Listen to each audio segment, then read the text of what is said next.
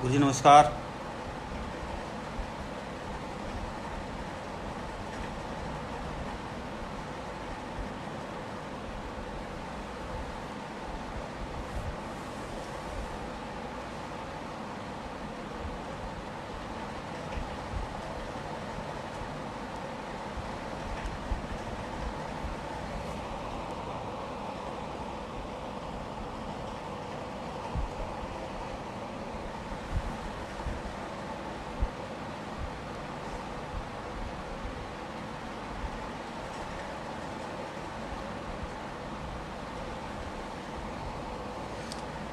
राकेश यादव जी नमस्कार, कैसे हो?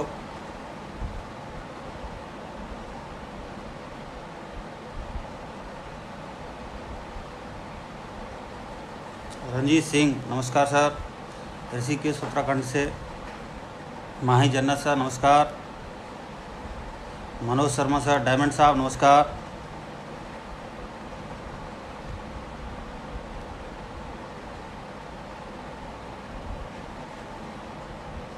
जेपी बिस्वाल सर नमस्कार। जितेंद्र सर नमस्कार सर। सत्यप्रकाश सर नमस्कार सर। डायमंड साहब नमस्कार।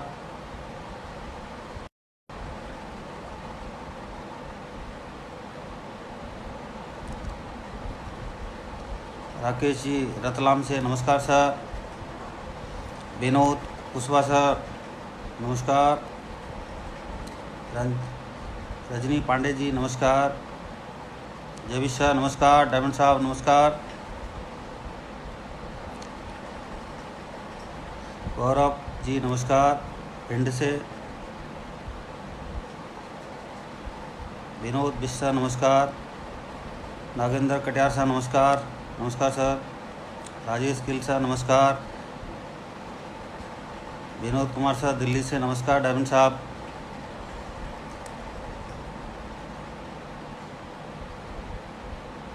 प्रवीण सर नमस्कार। राकेश सैनी सर नमस्कार। इकबाल सर नमस्कार। इंद्र ठाकुर जी नमस्कार सर। विनोद दत्तानी जी नमस्कार सर। भास्कर सर नमस्कार। नमस्कार। झुंझुनू से राजेश गुप्ता जी नमस्कार सर।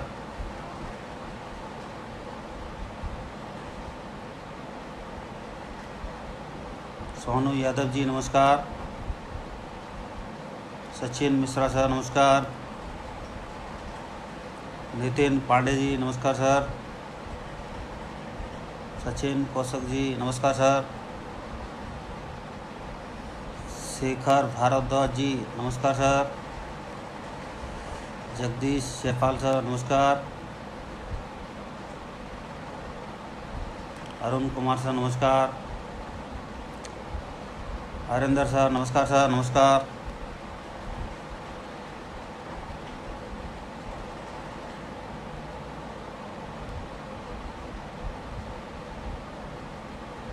चंद्रेश सौरी जी नमस्कार सर। मंजीत दोहन जी नमस्कार सर। कृष्णा चौधरी सर नमस्कार। योगेंद्र जी नमस्कार। राजेश कुमार जी नमस्कार सर। अनूप कुमार जी नमस्कार। मंजीत नमस्कार। कमलेश कुमार जी नमस्कार सर। गुल मोहम्मद जी नमस्कार सर। चमन सर नमस्कार सर। नमस्कार। डायमंड साहब की जय हो।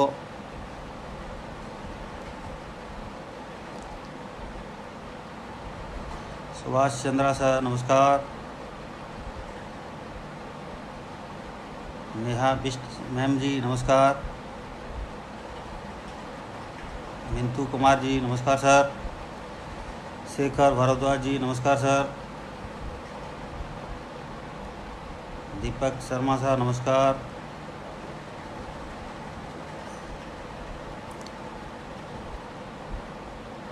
हरेंद्र दुबे सर नमस्कार।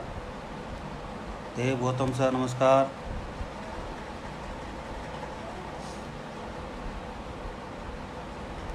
मोहम्मद सिद्दीक जी नमस्कार।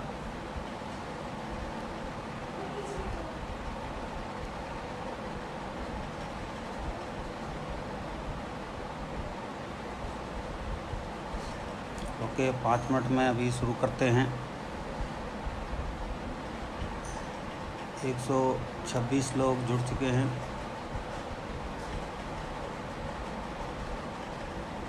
रॉयल रवि यादव जी नमस्कार। दिव्या मैम जी नमस्कार।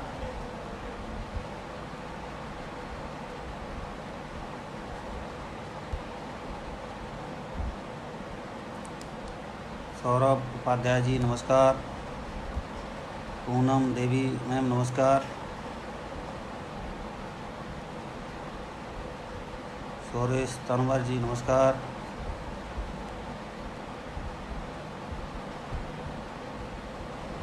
संजय सर नमस्कार। जय हो आपकी, जय हो।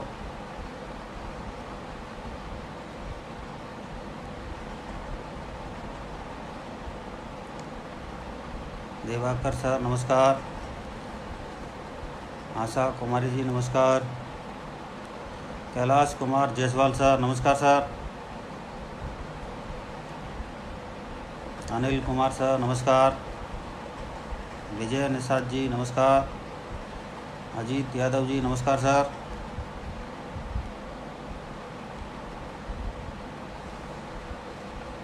संजीव कुमार जी नमस्कार सर।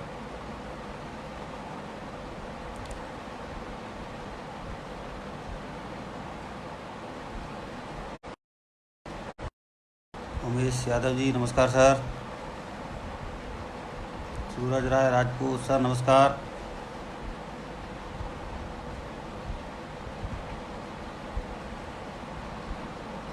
कपिल तेवतिया सर नमस्कार सर, आपकी जय हो।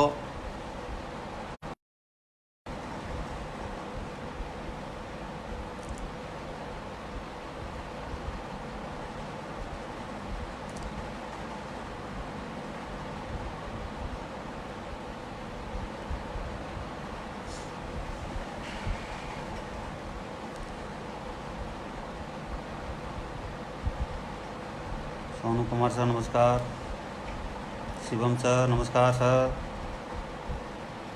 अनिल ठाकुर साहब नमस्कार। हर्ष पांडे सर नमस्कार।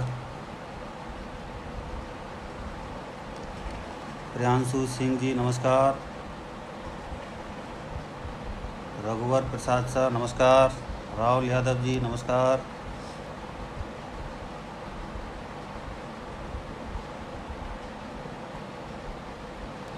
मनोज कुमार जी नमस्कार, गोरखपुर से नमस्कार सर।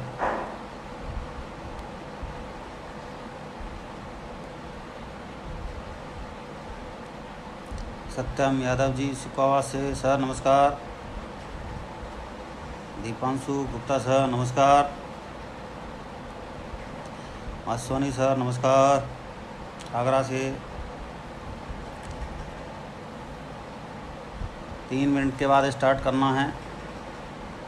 बाकी लोगों को भी मैसेज कर दो।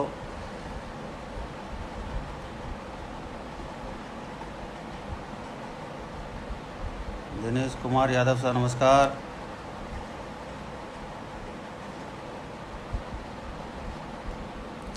रवि सर गोरखपुर से नमस्कार सर।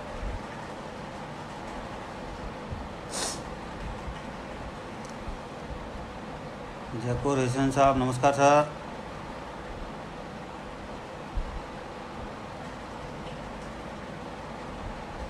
राज जी नमस्कार। राहुल शर्मा सर नमस्कार, नमस्कार सर।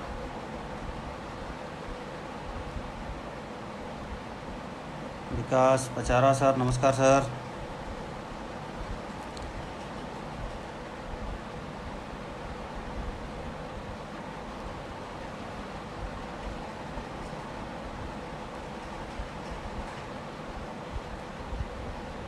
दो मिनट रह गए सर, 2 मिनट के बाद स्टार्ट करते हैं। बाकी लोगों को भी कॉल कर दो, मैसेज कर दो। लकी कुशवाहा सर नमस्कार। धनराज साहू जी नमस्कार। विजेंद्र सर नमस्कार, जय हो आपकी।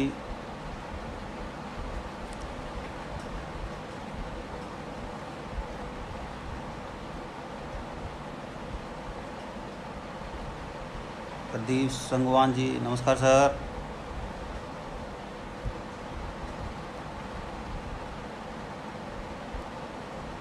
धनय सर नमस्कार। विजय संत सर नमस्कार।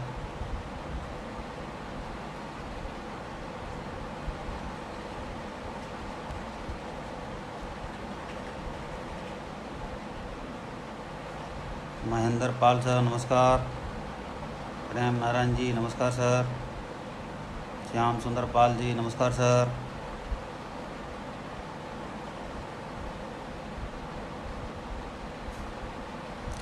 एक मिनट इंतज़ार करना है।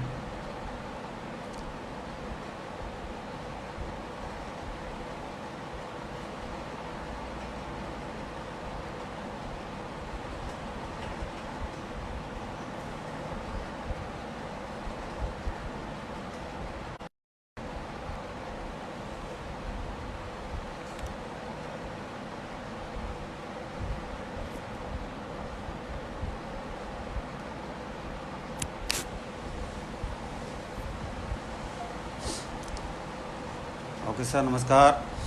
आप सभी को मेरा नमस्कार और आप सभी का तहे दिल से धन्यवाद। आप सभी लोग ग्रुप से जुड़े हैं और जुड़ते जा रहे हैं।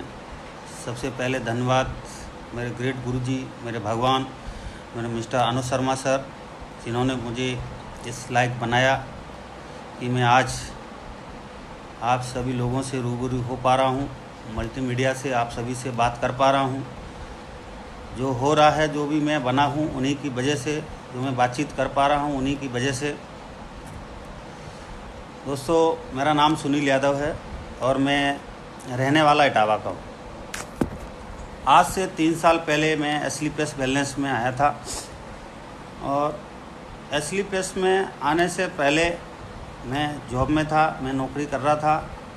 और मैं परिवार की बात कहूँ, साधारण परिवार से हूँ और मैं कहूँ कि गरीब परिवार से हूँ, तो इसमें कोई झूठ बात नहीं होगी।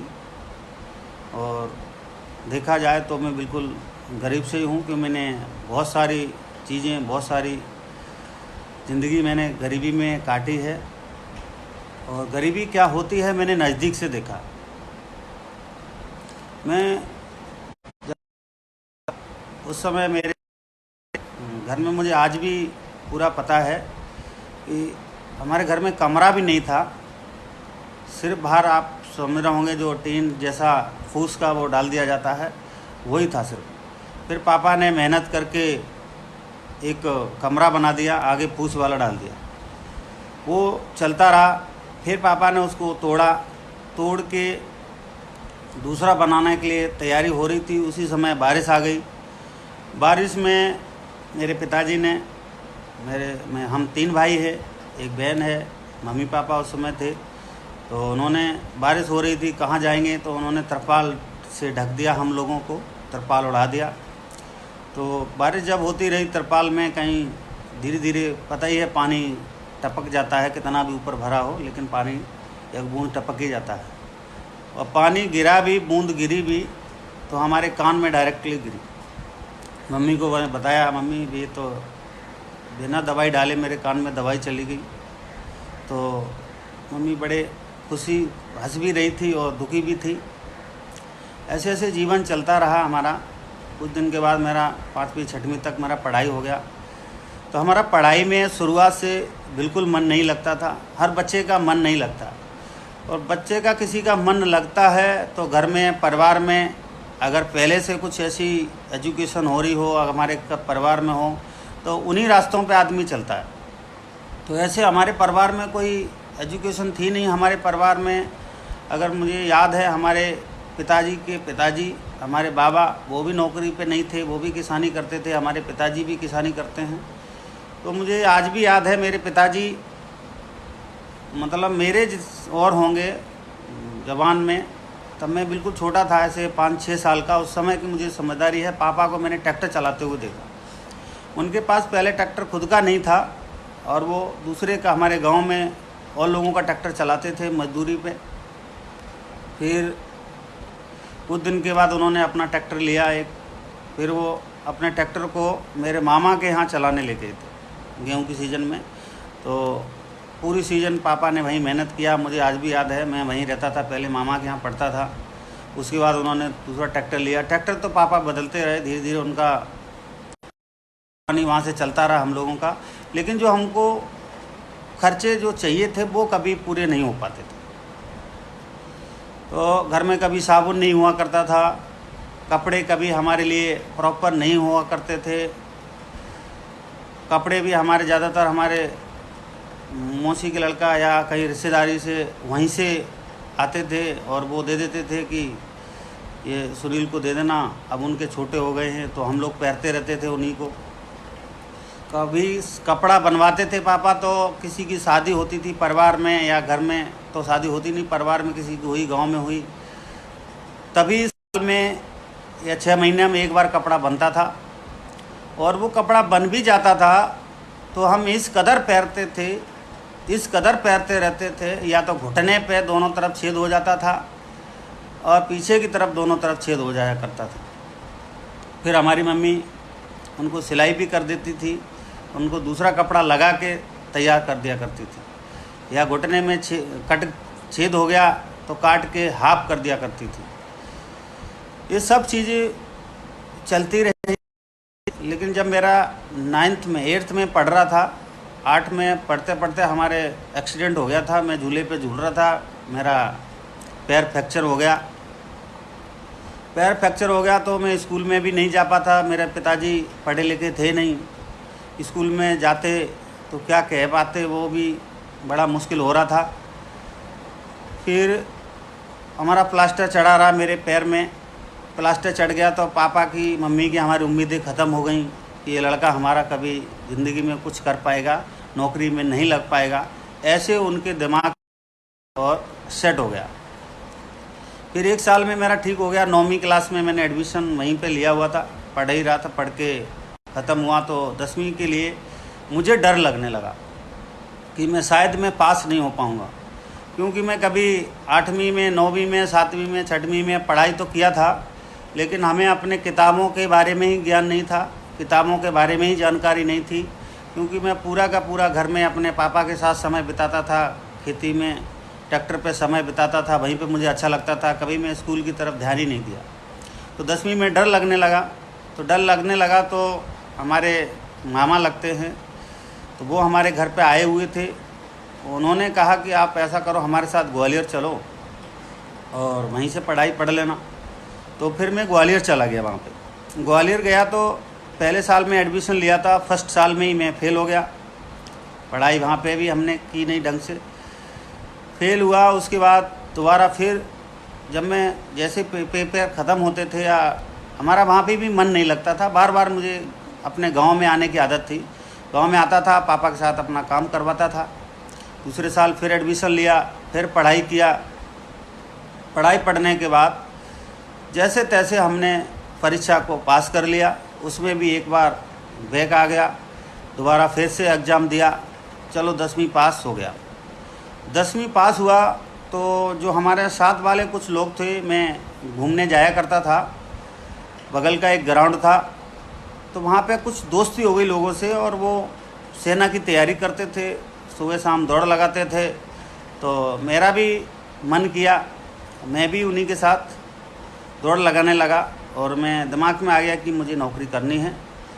नौकरी करने तक ये दौड़ लगा ही रहा था। उसी समय जहाँ पे एक हमारा दोस्त है, वो सेल्समैनी का काम करता था। सेल्समैनी के काम में मुझे उसने बताया, तो मैं 10वीं क्लास में ही, 10वीं पढ़ लिया था, 11वीं में पढ़ रहा था। उसी समय हमने सेल्समैनी का काम स्टार्ट किया। 2-3 महीना वो भी किया। एक बेल्ट बेचा करते थे हम, 500 रुपये की बेल्ट हुआ करती थी। 400 रुपये वहाँ जमा करना होता था, तो 100 रुपये बच जाया करता था। 2-3 महीने के दौरान में हमने 2-3 बेल्ट तो वहाँ पे बेच दी। लेकिन वहाँ पे भी फिर मन नहीं लगा, फिर मैंने छोड़ दिया। फिर दोबारा से फिर तैयारी अच्छी तरह करने लगा। करके एक दिन में पास हो गया, रनिंग हमारी कंप्लीट हुई। तो पिताजी को लगा कि कुछ न कुछ करना चाहिए। तो पिताजी ने सारा कुछ अपना पैसा का बंदोबस्त करके जैसे तैसे हमारा कंप्लीट हुआ। ट्रेनिंग में चला गया वहाँ पे, तो ट्रेनिंग करता रहा। जैसे ही मैं ट्रेनिंग करके 28 दिन का छुट्टी आया हुआ था, छुट्टी आया, फिर हमने घर पे कुछ भी ऐसा काम था नहीं। पापा का ट्रैक्टर भी बिक गया था और बिकने के बाद घर में परिस्थिति ख़राब हो गई। फिर मुझे वहीं से अपनी ड्यूटी से पैसा भेजना होता था। मैं खुद ही अपने से पैसे जब भेजता था तभी घर में खर्चा चलता था, बड़ी दिक्कत होती थी। फिर मेरा पोस्टिंग अलवर में आया। पापा का मन किया कि मैं अपने बेटे से मिलने जाऊंगा। दीपावली का टाइम था, पापा हमसे मिलने के लिए आए, तो मेरे खाते में उस समय 120 या 125 रुपये थे, तो 100 रुपये ही निकल सकते थे। तो मैंने 100 रुपये निकाले। पापा के लिए कुछ ख़रीदना था तो हम फिर वो नहीं ख़रीद पाए। फिर मैंने पापा के लिए 2 ब्लेड ख़रीद के लिए कैंटीन से उनको दिया। फिर पापा को मैंने वहाँ पे बस में, ट्रेन में बिठा के विदा किया। वो गए घर पे वापस। ऐसे सिलसिला चलता रहा। मैं घर में छुट्टी आता, 2008 का टाइम है। तो क्या मेरी शुरुआत से कुछ चाहत थी, मैंने हमेशा प्रयास किया आगे बढ़ने का। नौकरी में जाने के बाद भी मैंने काफ़ी बार प्रयास किया कि मुझे आगे बढ़ना चाहिए, मुझे कुछ काम करना चाहिए। तो मैं गांव में आता था तो गांव वालों से सलाह लेता था। तो गांव में सलाह तो वही दी जा सकती है, वही देंगे जो वो कर रहे हैं या उसके बारे में वो जानते हैं। तो गांव वाले ने सलाह दिया कि तुम ट्रैक्टर ख़रीद लो, दोबारा से लोग तुम्हारे छोटे भाई हैं, चलाते रहेंगे, कुछ काम सही हो जाएगा। फिर हमने 2008 में अपने बीए पे फिर ट्रैक्टर ख़रीदा और फिर मैं दोबारा से छुट्टी आया 20 दिन। अब 20 दिन लगातार हमने पापा के साथ मेहनत किया। शादी हो चुकी थी उस समय, शादी के साथ ही हमने मेहनत भी किया, बहुत पापा के साथ काम किया। फिर पटरी लाइन पे आ गई पापा की। फिर मुझे पैसा नहीं देना होता था, लेकिन पैसा मुझे ट्रैक्टर के लिए देना होता था, जिससे मैं अपनी ज़ुबान पे लिया था। हर महीना उसको मैं पैसा देता था, हर महीना उसके बाद पैसा भेजता था। वो मुझे ही फ़ोन करता था बार बार, तो वो वहाँ पे चलता रहा। ऐसे जीवन बीती रहा था। कुछ दिन के बाद गांव वालों ने सलाह दिया, मेरे में दिमाग में आइडिया आया कि डेयरी फार्म खोला जाए। फिर हमने डेयरी फार्म भी गांव में खोल दिया। डेयरी फार्म खोला, कुछ दिन चलता रहा, लेकिन उसका पैसा, उसका हिसाब किताब कुछ समझ में तो आया ही नहीं। कुछ दिन के बाद धीरे धीरे भैंसें बिक गई, सब कुछ हो गया। आज भी डेयरी फार्म खड़ा है, लेकिन उसमें भैंस नहीं, हमारा छोटा भाई है, वहीं गांव में रहता है, तो उसके जानवर बंधे रहते हैं। तो वो भी हमें सक्सेस नहीं हुआ, वहाँ से भी कामयाबी नहीं मिली। तो ऐसे ही 2015 में मैं यहाँ पर पोस्टिंग आया हुआ था इलाहाबाद में। तो मैं कुछ ढूंढ ही रहा था और मैं ईश्वर से हमेशा प्रार्थना करता था, हे भगवान मुझे भी कोई ऐसा रास्ता दो जो मैं कामयाब हो जाऊं। तो मैं पिछली कंपनी में पहले भी 2012 में एक बार ज्वाइन किया था। फिर मैं बाहर चला गया, फिर मैं काम नहीं कर पाया। उसके बाद जब इलाहाबाद दोबारा आया तो उसी पुरानी कंपनी में मैंने ढूंढ ढांड के लोगों के साथ काम करना स्टार्ट किया। दोबारा फिर से ज्वाइन किया। 6 महीना हमने मोटरसाइकिल दौड़ाई, 6 महीना हमने मेहनत किया। लोगों की टीम भी बनी, 4-5 लोग हमारे साथ आ भी गए और 4500 रुपये भी हमारे पास कंपनी से। लेकिन 28,000 रुपये लगाने के बाद फिर हमारा 4500 रुपये हमारा चेक भी बना था। तो उसी समय मैं फेसबुक पे पोस्ट देख रहा था। फेसबुक पे हमें गुरुजी अनुज शर्मा सर से हमारी मुलाकात हुई। फिर उन्होंने नंबर भेजा, नंबर भेज के हमारी उनसे बातचीत हुई। तो पहले दिन तो बातचीत हुई, पहले दिन में ऐसा कुछ हमने ध्यान नहीं दिया उनकी बातों पे। फिर मैं अपने काम पे चला गया। मैं बाइक चला रहा था, बाइक चलाते चलाते अचानक गुरुजी का फ़ोन आया और गुरुजी ने बताया, बोला सर मैं आपको कल बात किया था और मैं प्लान दिखाने वाला था, मैं आपको मोबाइल पे आपके मैं भेजूँगा, आप दूसरे फ़ोन से मेरे से बात कर लेना। फिर मैं उनको टालना चाह रहा था और मैं करना नहीं चाह रहा था। मेरी इच्छा नहीं थी कि मैं उनके साथ काम करूं, उनके साथ ज्वाइन करूं।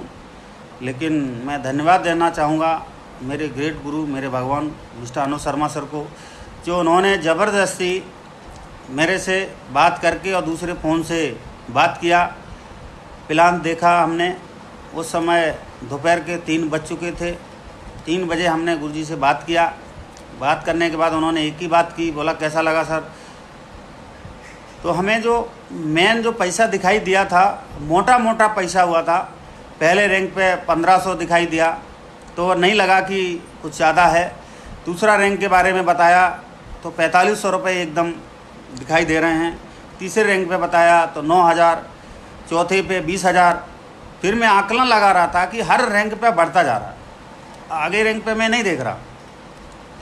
फिर 5वें रैंक पे उस समय 30,000 था, अब 45,000 रुपये है। फिर 6वें पे 1.5 लाख रुपये इकट्ठा दिख रहा था। 7वें रैंक पे 2,30,000 दिख रहा है। 8वें रैंक पे 3,60,000 रुपये दिख रहा था, दुबई का टूर। फिर आगे भी सर बताने के बाद सर से हमारी बातचीत हुई। सर ने एक ही बात कहा, बोला सर अपना डॉक्यूमेंट भेजो और ज्वाइन करते हैं, काम स्टार्ट करेंगे। और ज्वाइन करने के बाद आपको पेमेंट भेजना होगा। मैंने सर अभी तो बैंक बंद है। उस दिन सैटरडे का दिन था, शनिवार के दिन हमने बातचीत किया था गुरुजी से।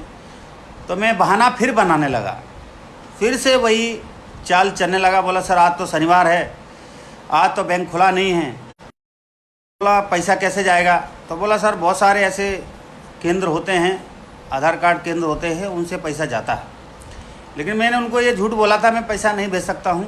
मैं जब से शुरुआत किया था, मैं पढ़ा लिखा भले कम हूँ, लेकिन टेक्नोलॉजी के बारे में मैं सारा कुछ थोड़ा सा एडवांस में रहा हूँ, सीखने का प्रयास हमेशा करता रहा हूँ। तो मेरे जितने भी अकाउंट हुआ करते थे, उस समय भी 2-3 अकाउंट थे, तो सारे के सारे में नेट बैंकिंग हुआ करता था। मेरे खाते में उस समय 25,000 रुपये थे। लेकिन 25,000 रुपये, अब गुरुजी का डिमांड था 12,000 रुपये का। अब 12,000 रुपये अगर मैं इनको भेजता हूँ तो मेरे पास 12,000 रुपये बचेगा।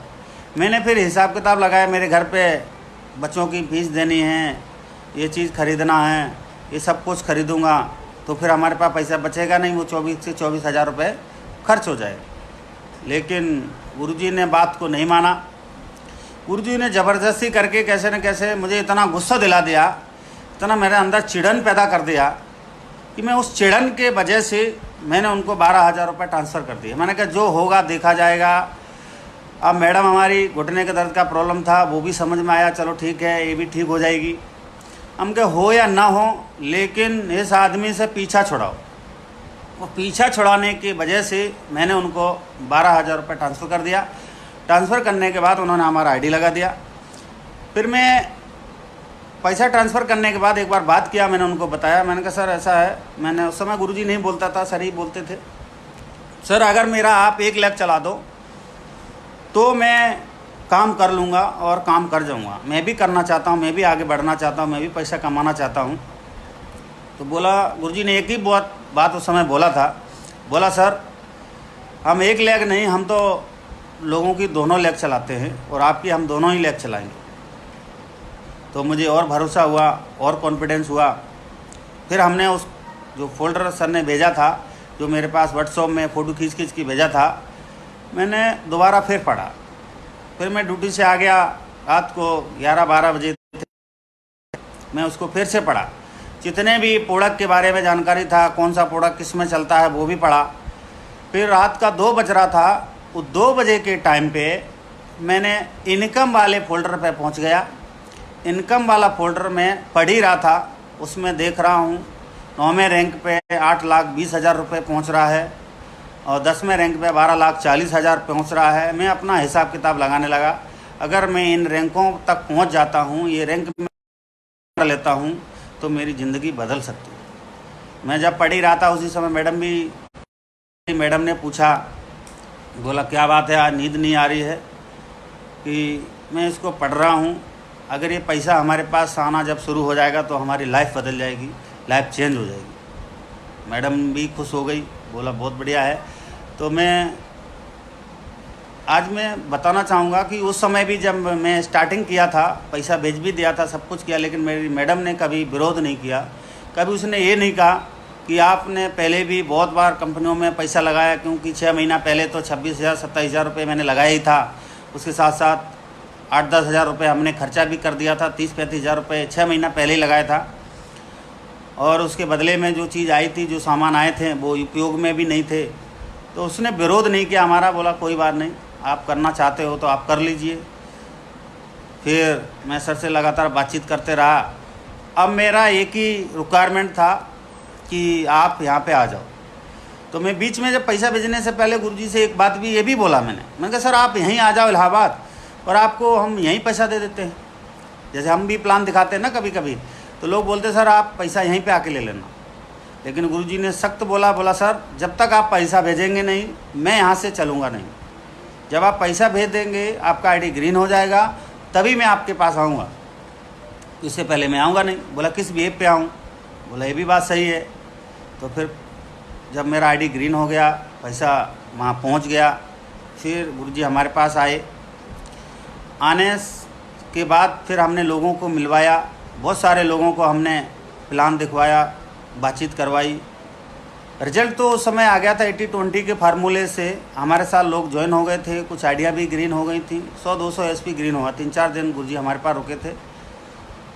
फिर हमने अपने ही घर में गुरुजी को रोका था, अपने क्वार्टर में रोका था। और उसके बाद गुरुजी वापस चले गए। वापस जाने के बाद कुछ दिन के बाद फिर से दोबारा 15 दिन 16 दिन के बाद दोबारा फिर हमारे पास आए। दोबारा से आए, फिर हमने बहुत सारे लोगों की फिर लिस्ट बना ली, उन लोगों को भी प्लान दिखवाया। गुरुजी प्लान दिखाते थे, मैं बैठा रहता था। फिर मैं प्लान दिखाने लगा, गुरुजी से बातचीत करवा दिया करता था, गुरुजी बात कर लेते थे। उस समय भी थोड़ा रिजल्ट आया। फिर गुरुजी वापस चले गए। उसके बाद मैं इलाहाबाद में यहीं रहते हुए काम करना था, मुझे भी आगे बढ़ना था। तो हमारी सबसे ज़्यादा परेशानी थी, हमारी जो समस्या थी वो समय की थी। आई थिंक अक्टूबर 2016 से हमने स्टार्टिंग किया। हमारी सबसे ज़्यादा प्रॉब्लम समय की थी। मेरे पास समय हुआ नहीं करता था, समय का अभाव था। तो मेरे पास 1 घंटा 2 घंटा जो दोपहर में समय होता था, खाना खाने आता था, उसी बीच में मैं लोगों से मिलना स्टार्ट किया, बातचीत करना स्टार्ट किया। तो कुछ लोग आते थे, कुछ मना करते थे, कुछ हंसी उड़ाते थे। फिर शाम को टाइम मिलता था, उस समय जाता था। मतलब मैं जैसे कोई मंदिर में जाता है इंसान, इच्छा पूरी हो या न हो लेकिन जाता रहता है, ऐसे ही मेरे साथ लोग नहीं आते थे, लेकिन मैं अपना काम करता रहता था। उसी बीच में गुरुजी ने मुझे 2 नंबर दिए थे। इसमें से एक नंबर मिस्टर विपिन सर का था। उन्होंने बोला सर इनको हैंडल करो, और ये इलाहाबाद के रहने वाले हैं। 2-3 दिन तो हमें टाइम नहीं मिला, मैं नहीं जा पाया। फिर गुरुजी ने डांट के बोला सर अगर वो बंदा कहीं दूसरी जगह ज्वाइन कर लिया तो क्या होगा। फिर मैं उनके पास गया, उनको प्लान दिखाया। उन्हीं के सेमिनार पे प्लान दिखाने के बाद उन्होंने भी ऐसे ही टरका ही दिया। काम करने की तो उनकी इच्छा थी नहीं, लेकिन उन्होंने टरका दिया। उनका मैं नंबर था ही मेरे पास, और मैं मैसेज करने लगा। कुछ दिनों के बाद 15-20 दिन के बाद मैं एक दुकानदार को प्लान दिखा ही रहा था। दुकानदार को जब प्लान दिखाया तो उसने भी यही बात बोला सर एक मेरा दोस्त है, अजीत यादव नाम है उसका, और मैं उसके साथ भी ज्वाइन नहीं हुआ हूँ, वो अच्छा खासा पैसा भी कमा रहा है, तो मैं आपके साथ ज्वाइन क्यों हूँ। तो मैंने कोई बात नहीं, आप ज्वाइन हो या मत हो, लेकिन मुझे उनका नंबर दे दो, मैं उनसे बात कर लूँगा। 2-3 नंबर उसने और दिए। जो लेडीज़ थी तो उनसे भी कांटेक्ट किया, उनसे कांटेक्ट नहीं हो पाया मेरा, लेकिन अजीत सर से कांटेक्ट हो गया। मैंने अजीत सर को बुला लिया, मैंने प्लान दिखाया, सब कुछ किया, और ये मान के सर ने हमारे साथ स्टार्टअप किया और ज्वाइन किया, काम करना स्टार्ट किया। हम 2 लोग हो गए। फिर कुछ दिन के बाद दोबारा से विपिन सर से हमारी लगातार बातचीत होती रहती थी, लेकिन मिलने का समय नहीं देते थे। एक दिन वो हमसे मिलने का समय दे दिए, आधा घंटे। तो आधा घंटे में अजीत सर हमारे साथ थे, हम लोगों ने बातचीत किया, तो वो भी तैयार हो गए। तो हम ऐसे इलाहाबाद में 3 लोग हो गए, और 3 लोग मिलके यहाँ से जब करना स्टार्ट किए, टीम बढ़ने लगी, ग्रीनिंग होने लगी, लेवल बदलने लगा। उस समय मेरा पहला जो टारगेट है, उस समय मनाली का चल रहा था, मनाली का टारगेट हुआ था। फिर जैसे जैसे काम हुआ, 14 मई 2017 की बात है, गुरुजी ने बोला सर मैं आपके इलाहाबाद में ट्रेनिंग करना है, आप अच्छा खासा बिजनेस भेज रहे हैं वहाँ से, तो एक बार ट्रेनिंग कर लेते हैं। हम कहा ठीक है गुरुजी, आप जैसा आदेश करें। तो मैं इतना जानकारी नहीं था मुझे, मैंने विपिन सर से, अजीत सर से ही बातचीत किया और इन्हीं को तैयार किया। हम कहा सर एक ट्रेनिंग करवाना है गुरुजी की। बोला ठीक है करवाते हैं। तो हमने एक होटल बुक किया, और उस होटल में मैंने अंदाज़ा था कि 20-25 लोग हमारे आएंगे, अब 20-25 लोगों के हिसाब से मैंने उसको 35 लोग बोल दिए कि 35 से ज़्यादा हमारे होंगे ही नहीं। एक दूसरी टीम भी यहाँ पे काम करती थी, वो भी हमारे साथ आई, तो उनको मिला के हमने 35 के लिए बोला था। फिर अचानक विपिन सर का उसी दिन फ़ोन आया, बोला सर आपके अपलाइन आने वाले थे, बड़े लीडर आने वाले थे। उनका क्या? बोला सर वो तो आ चुके हैं और उनका सेमिनार चलने वाला था। तो उन्होंने बोला सर ऐसा करता हूँ, सेमिनार को मैं वहीं पे पूरे को भेज दूँ, कैसे आएंगे कैसे लोग? तो मैंने सर को बोला ऐसा करो सर, आप वहाँ से टेम्पू बुक करके भेजते रहो, मैं टेम्पू वाले को पैसा यहाँ से दे दूँगा। तो जितने लोग सेमिनार में वहाँ पे आए हुए थे, 60-70 लोग होंगे उस सेमिनार में, तो सभी लोगों को उन्होंने टेम्पू में बैठा के वहाँ भेजते रहे। और वो भेजने के बाद मैं यहाँ से टेम्पू वाले को पैसा दे के फ्री करता रहा। उस समय पहली ट्रेनिंग गुरुजी के माध्यम से होने वाली थी, जहाँ मेरा 35 का अंदाज़ा था। वो ट्रेनिंग नहीं, वो सेमिनार के टाइप हो गया। फिर गुरुजी ने हमको बोला मैं तो ट्रेनिंग करके आया था, मैं ट्रेनिंग करना था और ये तो लोग ज़्यादा हो गए। फिर होटल में एक भी चेयर बची नहीं, किसी भी रूम में, हर रूम से सोफा जो भी मिला उस रूम में लगाया गया। फिर उसमें एसी भी लगा था, गर्मी का मौसम था, मई का महीने में गर्मी था, अच्छा खासा गर्मी था। वो एसी भी फेल हो गया, एसी फेल हो गया, गर्मी हो गई। गुरुजी ने ट्रेनिंग दिया, ट्रेनिंग देने के बाद फिर सभी को फ्री कर दिया। फिर मेरा उस समय 4था लेवल कंप्लीट हो गया था। उस समय मेरा 4th रैंक था, 14 मई 2017 को। फिर गुरुजी ने दोबारा से, मैंने जितने लोग आए थे उनको सबको मिलवाया, बातचीत कराया, वो सब तैयार हो गए, सभी को भेज दिया वापस। सभी लोग जोश में आ गए और सभी लोग स्टार्टअप करना शुरू किए। फिर गुरुजी को जाना था, बोला सर मैं ट्रेन से ही जाऊंगा वापस। तो फिर मैं स्टेशन पे छोड़ने गया, मैं था, अजीत सर थे, दोनों लोग गुरुजी को बिठा के आए, ट्रेन में वापस गए। फिर 28 मई 2017 को ही तालकटोरा स्टेडियम में शो था। गुरुजी ने वहाँ के बारे में बताया, बोला सर आपको आना है।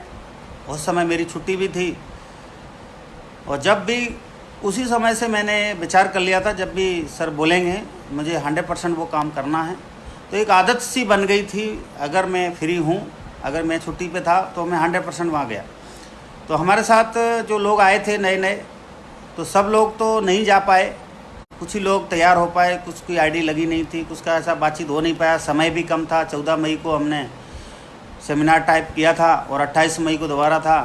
तो वहाँ पे 500 रुपये का, 1000 रुपये का टिकट था वहाँ पे, और 1000 रुपये ही समथिंग किराया भाड़ा लग रहा था। तो हम सभी लोगों को लेके गए, 9 लोग हमारे साथ गए, जिसमें विपिन सर थे, अजीत यादव सर थे, एक सुदेश कुमार, 2-3-4 लोग और थे। उन लोगों ने कर लिया विपिन सर से, और वो आने को तैयार नहीं थे, काम करने को तैयार नहीं थे। हमने कहा कोई बात नहीं। फिर हम तीनों लोगों ने मिलके काम करना स्टार्ट किया और इलाहाबाद के अंदर चेंजमेंट होना स्टार्ट किया, हुआ बदलाव होना स्टार्ट हुआ।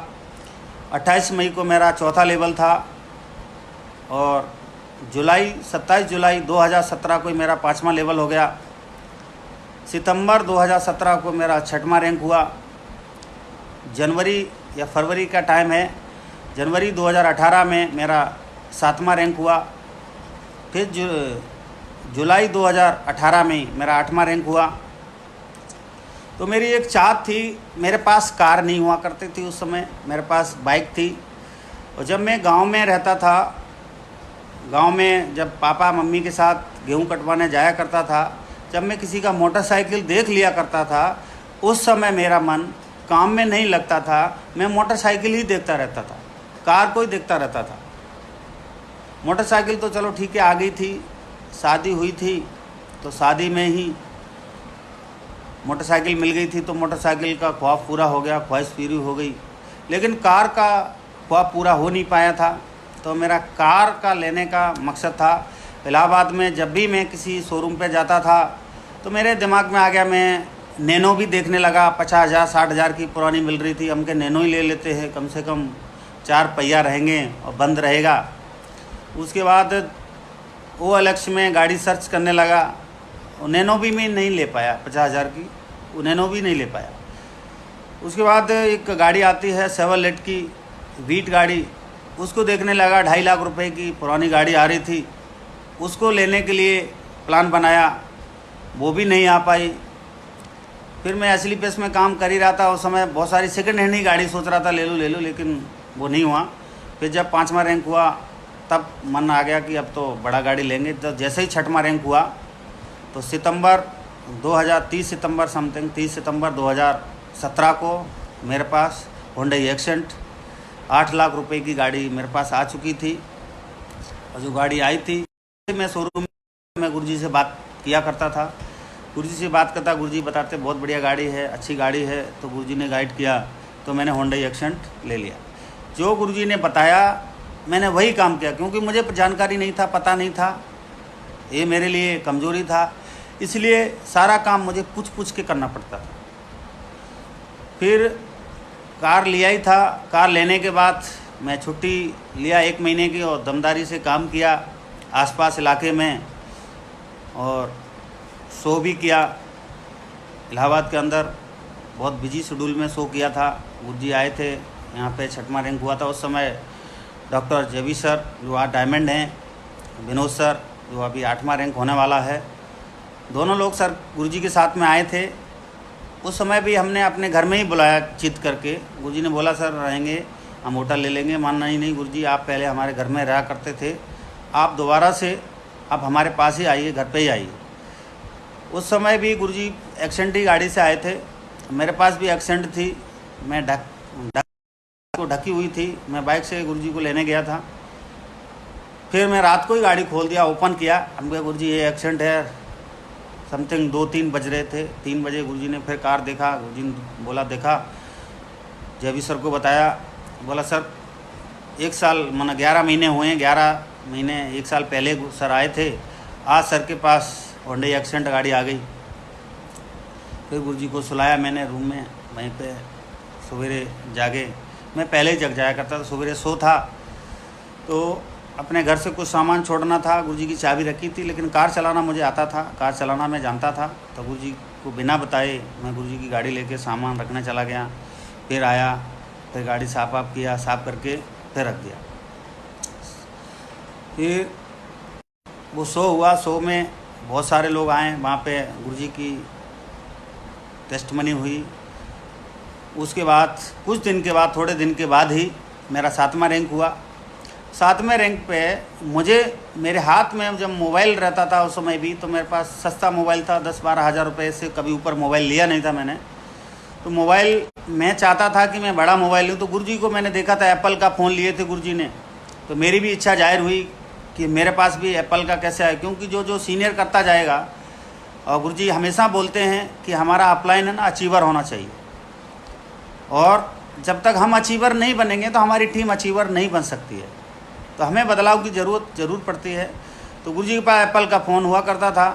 तब गुरुजी को दे के दिखाए हमने भी एप्पल का फ़ोन, आईफोन 10 उस समय नया नया लॉन्च हुआ, और 7वां रैंक हो ही गया था। 2,30,000 रुपये आए थे, जेब गर्म थी। तो हमने 1,02,000 रुपये का फ़ोन ख़रीद लिया। फिर उस समय 1,02,000 का फ़ोन लिया। बहुत सारे लोग हमारे साथ थे, उन्होंने भी देखा, तो एक अलग पहचान हो गई। कभी ट्रेनिंग में जाता था, लोग बोलते थे 1,02,000 रुपये का फ़ोन है, अचीवमेंट था, तो लोग आना स्टार्ट हुए। फिर मेरा 18 महीने कंप्लीट हो चुका था। 18 महीने मैंने पार्ट टाइम काम किया था। उस समय 8वां रैंक हो चुका था। 8वें रैंक के बाद मैंने नौकरी को छोड़ दिया। छुट्टी आया था, फिर गया नहीं। फिर मैं फुल टाइम असली पेस वेलनेस को करना स्टार्ट किया।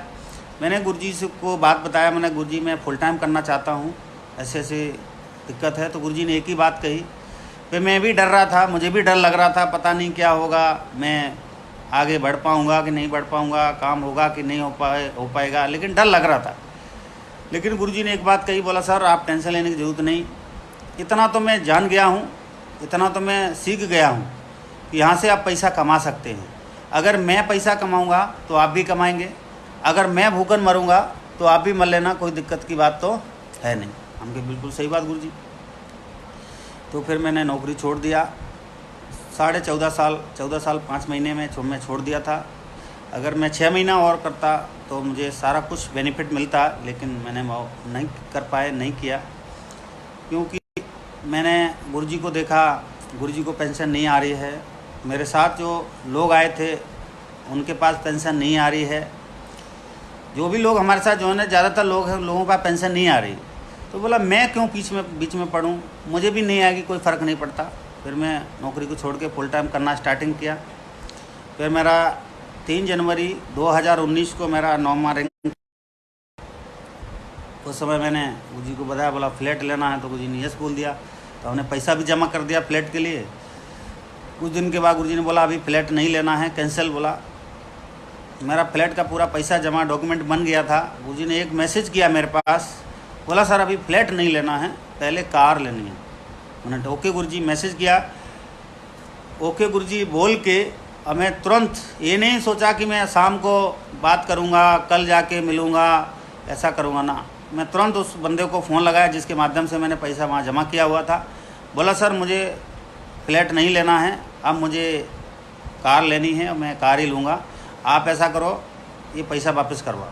फिर उसने मुझे समझाया, सब कुछ करा। मैं कहा ना ना ना, मैं सुनता बिल्कुल नहीं हूँ। मुझे सुनाने वाला आदमी 1.5 लाख रुपए हफ्ता, 3 लाख रुपए हफ्ता कमाते हैं, वो आज मर्सिडीज से चलते हैं और आप अपने वाहन से चलते हैं। तो मैं उनकी मानूंगा, आपकी नहीं मानूंगा। उनकी वजह से मेरी ज़िंदगी बदल रही है, उनकी वजह से मेरी ज़िंदगी बदली है, मैं उन्हीं की बात को मानूंगा, आपकी क्यों मानूंगा। मैं उनसे पैसा वापस ले लिया। फिर मेरा ये 4 अक्टूबर 2019 को ही मेरा 10वां रैंक कंप्लीट हुआ। उसके बाद गुरुजी ने ऑडी दिलवाया और मैं कहूँ मेरे जीवन का सबसे ज़्यादा अचीवमेंट, सबसे ज़्यादा खुशी मुझे ऑडी लेने के बाद हुई। क्योंकि मैं अगर स्लीपलेस वेलनेस में ना होता और हमारे साथ गुरुजी ना होते, आज गुरुजी की जगह पे अगर कोई दूसरा भी अपलाइन होता तो मुझे पूरा विश्वास है कि मैं कामयाब नहीं हो पाता। इसका रीज़न है क्योंकि गुरुजी ने कई बार मुझे डांटा है, कई बार मेरे से बहुत गुस्से में बात किया है और मैं उनके डर की वजह से मैं अपना काम पूरा प्रॉपर तरीके से 100% करता रहता था। जो वो बताते थे मैं वो काम को पहले से करके रेडी रखता था। डर की वजह से मेरे अंदर उनके प्रति इतना डर बैठ गया था, उनका फ़ोन आने से पहले मेरा सारा काम रेडी रहता था। आज भी अगर उनका जो भी फ़ोन आ जाए, पहले मैं उस काम में लग जाता हूँ, उस काम को ख़त्म करके निपटा के रेडी करके बैठ जाता हूँ, तभी मैं कोई दूसरा काम करता हूँ। अगर उनकी जगह कोई दूसरा व्यक्ति भी होता अपलाइन में तो जाहिर है मैं कामयाब नहीं होता। उनकी वजह से कामयाब हूँ। और जो भी श्रेय जाता है गुरुजी को जाता है। आज मैं अपने मंदिर में, कभी आइए हमारे साथ आए हैं, कपिल सर आए थे, अरिंदर सर आए थे, जबीर सर आए थे, चमन सर भी आए थे हमारे घर पे। उन्होंने देखा है हमारे घर में, मैंने अपने घर में मंदिर में गुरुजी का फ़ोटो लगा रखा, साइड में नहीं, मंदिर में, बिल्कुल मंदिर में वहीं पे फ़ोटो लगा रखा है। और मैं पूजा भी ज़्यादा करना जानता नहीं। गुरुर् ब्रह्मा गुरुर् विष्णु गुरुर्देवो महेश्वरा गुरु साक्षात् परब्रह्मा तस्मै श्री गुरुवे नमः, एक मंत्र यही बोलता हूँ। उसके बाद गायत्री मंत्र बोलता हूँ और हमारी पूजा ख़त्म हो जाती है। मैंने कभी भगवान को देखा नहीं है। मैं भगवान को देखा हूँ साक्षात मिस्टर अनुज शर्मा सर, उन्हीं को देखा हूँ। उन्हीं की गाइडलाइन में जो बता देते हैं। मैंने हमेशा यस गुरुजी, नो गुरुजी कभी बोला नहीं। कभी मैं गुरुजी से कोई बहस किया नहीं। आज दिन तक का रिकॉर्ड है, मैं कभी भी आज दिन तक बहस नहीं किया हूँ। जो बताया गया है वही काम किया हूँ, जो कहा गया है उतना ही काम किया हूँ।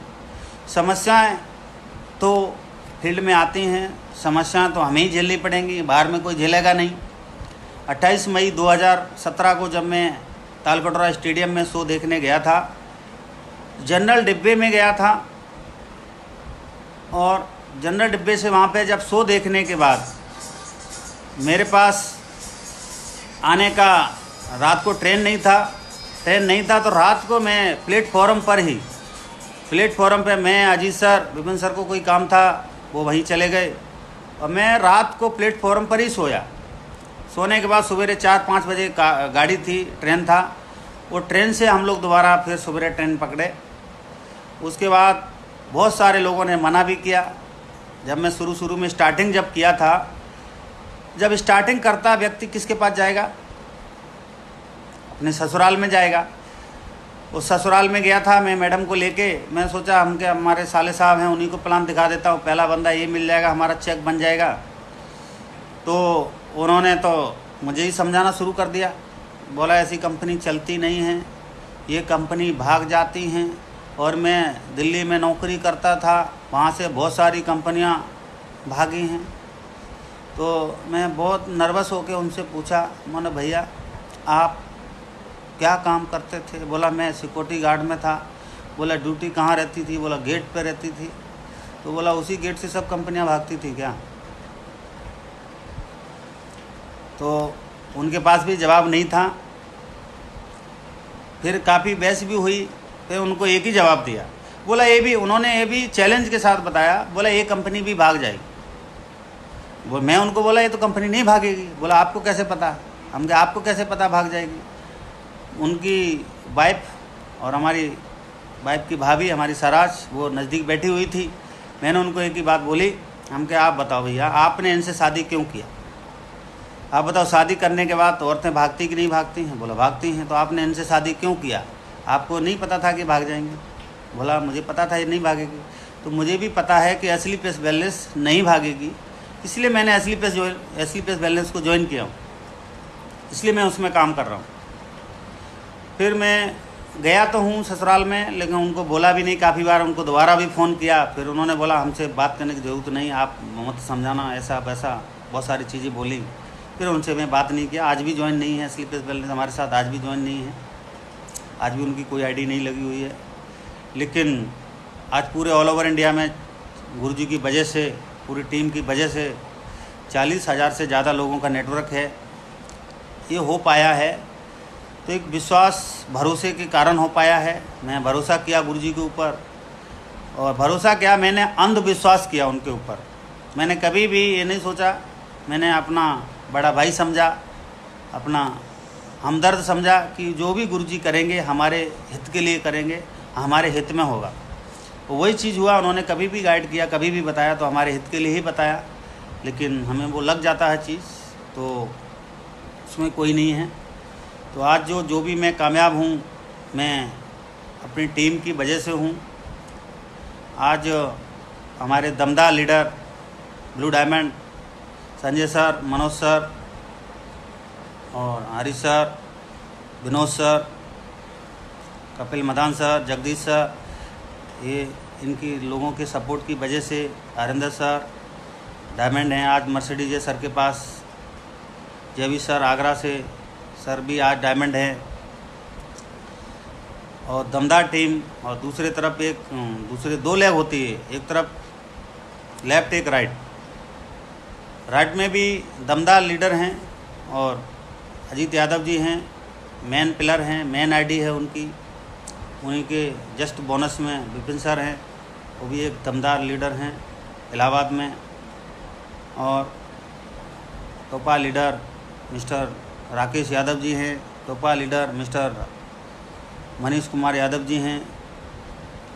और अभी नया नेटवर्क हमारे साथ तैयार हुआ, कन्हैया यादव सर, जगगोविंद यादव, ये रवि सर गोरखपुर से।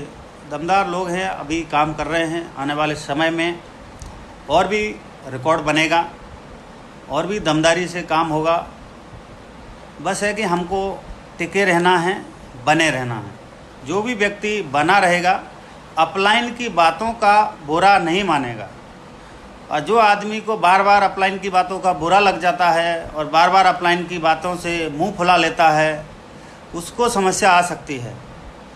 और जिसको अपलाइन की कड़वी बातों से प्यार हो गया और मोहब्बत हो गई उन बातों से, तो 100% है सफलता मिलेगी, 100% कामयाबी मिलेगी। मैं अपने जीवन में कभी भी गुरुजी की बातों को बुरा नहीं माना। गुरुजी ने काफ़ी बार बोला, लेकिन दोबारा से अगेन फिर मैंने पूछा, फिर उन्होंने बोला क्या बार बार आप पूछते रहते हो। थोड़ी देर के बाद फिर मैं उनको फ़ोन किया, फिर वही बात पूछा। मैं कभी भी उनकी बातों को बुरा नहीं माना, ना मैं मानता हूँ। यहाँ तक कि हमारे टीम में भी लोग कभी ऊपर नीचे बोल देते हैं, तो मैं उनका भी कभी बुरा नहीं मानता हूँ। क्योंकि अगर कोई बुरा बोल रहा है हमको, अब बुरा बोल के पैसा भी कमा रहा है, मेहनत भी कर रहा है, डायमंड भी बनाया है, ब्लू डायमंड भी बनाएगा, तो फिर इसमें टेंशन वाली बात ही नहीं है, दिक्कत ही नहीं किसी भी प्रकार की। और बाहर देखें मार्केट में बहुत सारे लोग, अगर हम कहीं मार्केट में जाते हैं, कुछ बात हो जाए, लोग गाली देते हैं, लोग झगड़ा में मार पिटाई कर देते हैं, लेकिन उनका गाली हम सुन लेते हैं। तो लेकिन हमारा जो अपलाइन अगर कहीं गाली दे रहा है, कुछ बात बोल रहा है, अपलाइन कम से कम ज़िंदगी तो बदल रही है उनके माध्यम से। तो मैंने वही चीज़ माना कि बाहर की दुनिया में अगर हम गाली खाते हैं या डांट सुनते हैं तो वो हमें ओडी नहीं दिला सकता है, लेकिन हमारे गुरुजी, हमारे अपलाइन, मेरे भगवान, अगर वो हमें डांट रहे हैं तो कम से कम ओडी में तो बिठा रहे हैं। तो अगर डांट मिल रही है तो हम सौभाग्यशाली हैं। और अपलाइन भी उसी को डांटता है जिसकी चिंता ज़्यादा होती है और जिससे प्यार ज़्यादा कर रहा होता है। अपलाइन कभी भी ऐसे व्यक्ति को नहीं डांटता है जिस व्यक्ति से मोहब्बत कम हो, प्यार कम हो। डांटता उसी को है जिससे प्यार ज़्यादा है। तो मैं तो समझता था जब मुझे डांटते थे, अच्छा मेरे से प्यार ज़्यादा करते होंगे इसलिए मुझे ज़्यादा डांटते हैं। जब भी कोई बात हो गई, मैंने कभी बहस तो किया ही नहीं, आज दिन तक का रिकॉर्ड है। गुरुजी से कोई अगर बाद में पूछ भी सकता, गुरुजी बाद में बोल भी देते हैं, हर ट्रेनिंग में बताया है। मैंने आज दिन तक का रिकॉर्ड है, मेरा चाहे नुकसान हो जाए, चाहे मेरा कुछ भी हो जाए, लेकिन आज दिन तक का रिकॉर्ड है, मैंने कभी उनसे बहस नहीं किया, ना कभी मैंने उनसे ऊंची आवाज़ में बात की, आज दिन तक कभी नहीं। और ना कभी मैंने ये बोला कि गुरुजी मेरा काम नहीं चल रहा, मैं परेशान हूँ, मैं बर्बाद हो रहा हूँ, मैं लुट रहा हूँ, ना, कभी नहीं रोया मैं।